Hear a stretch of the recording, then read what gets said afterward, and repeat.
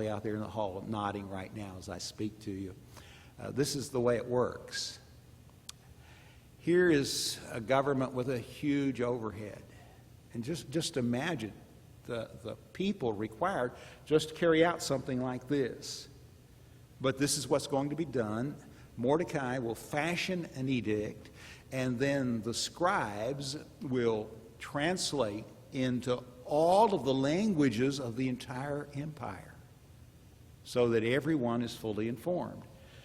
He wrote in the name of King Ahasuerus and sealed it with the king's signet ring. Then he sent the letters by mounted carriers riding on swift horses that were used in the king's service, bred from the royal stud. Pony Express. That's immediately what I thought.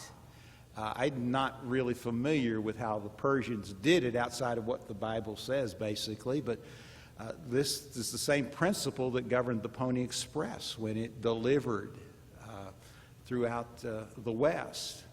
And they rode on fast horses from station to station. And this is what is now seeming to unfold here. This message has been written, it has been transcribed into various languages. It is now given into the hands of couriers who are on the best horses the Persians have to produce. They come from the king's own stud, and so they're going to be strong and fast, and the couriers are going to be able to quickly disseminate this message throughout the empire. By quickly, I don't mean instantaneously. Today, everything that happens we know about within seconds if we want to know. That wasn't obviously the case in the days of Esther, but they got it out as quickly as they could, and they still have several months before the first decree was to be carried out. So there's time to get the word out. And this is how they accomplished their purpose, saying that the king allowed the Jews who were in every city to gather and defend their lives, to destroy, to kill. So Mordecai fashioned a response that said on a certain day the Jews can destroy their enemies. In every city they are able to defend their lives, to destroy, to kill, to annihilate any armed force or any people or province that might attack them. Now, the decree is going to take, I believe, the Persian army completely out of the equation. Prior to this decree, I have no doubt that the Persian army would have assisted in various places the destruction of the Jews. But now it's clear that the king does not want that to happen. So immediately, many of those who may have attacked the Jews are taken out of the storyline because they serve the king, and it's clear that the king does not want the Jewish people destroyed. It says that they might attack them, children and women included. And again, there are those who read this account, and as they always do when they read the Bible, start making arguments about how we could worship a God that would command that women and children be killed. I thought women were equal with men. Isn't that what women have been demanding for some time now? And I don't mean equal in intellectual or spiritual sense. I mean in the physical sense, and governed by the same laws and required to meet the same standards, though they're always lowered when it comes to physical test. If you're in the army, you're not going to be held to the same standard as a woman that a man is held to. They might tell you that that's the case, but it really isn't. And there's a reason for it. You're not physically made to do the kind of manual labor that men can do.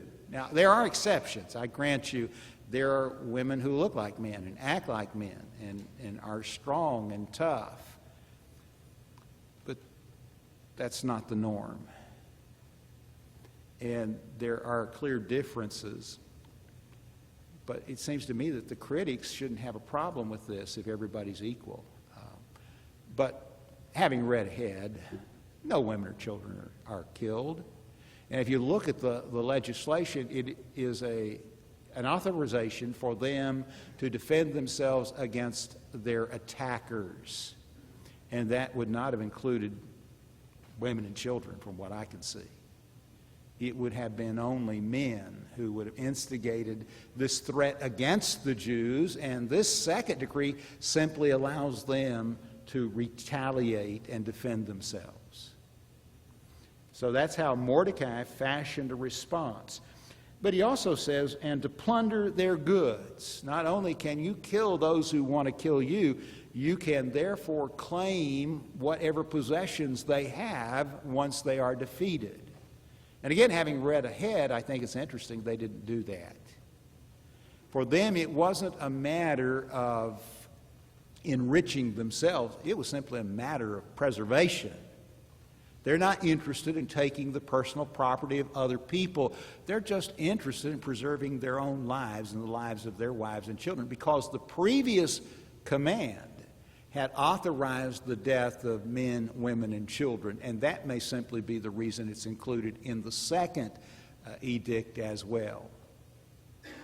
But there's no record of any women or children dying as a result of this second decree. On one day, throughout all the provinces of King Ahasuerus, on the 13th day of the 12th month, which is the month Adar, this is the day that they were authorized to kill the Jews. And on this same day, the Jews are authorized to kill those who seek their lives. It's a messy situation, but I don't see any other way out of it. Do you? It seemed to be the only response that Mordecai could come up with that would spare his own people and in turn not result in the loss of so many lives.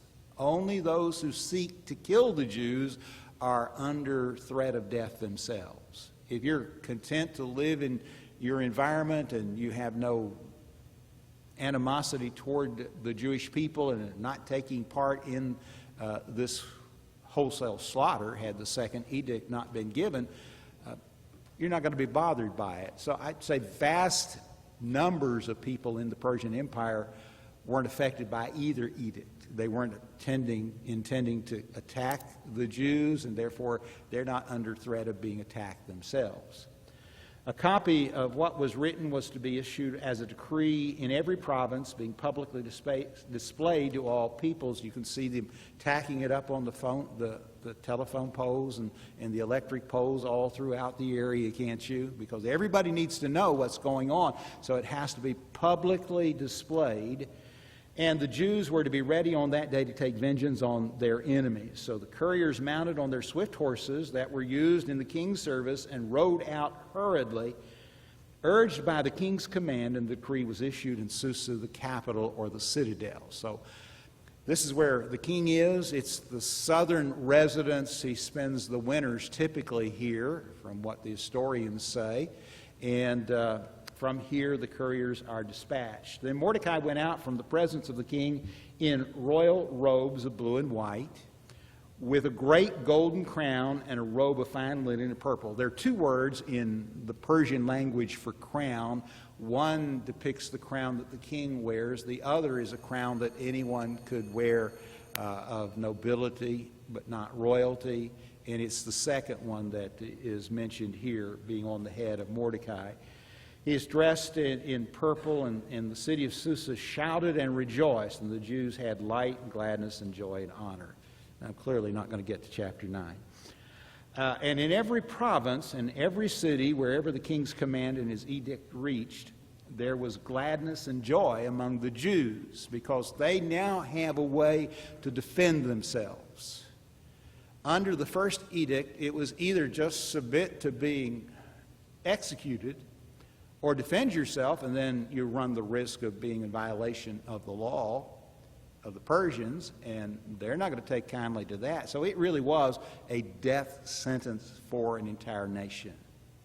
A people that did no real harm and actually did much good were to be exterminated because one man did not like another man.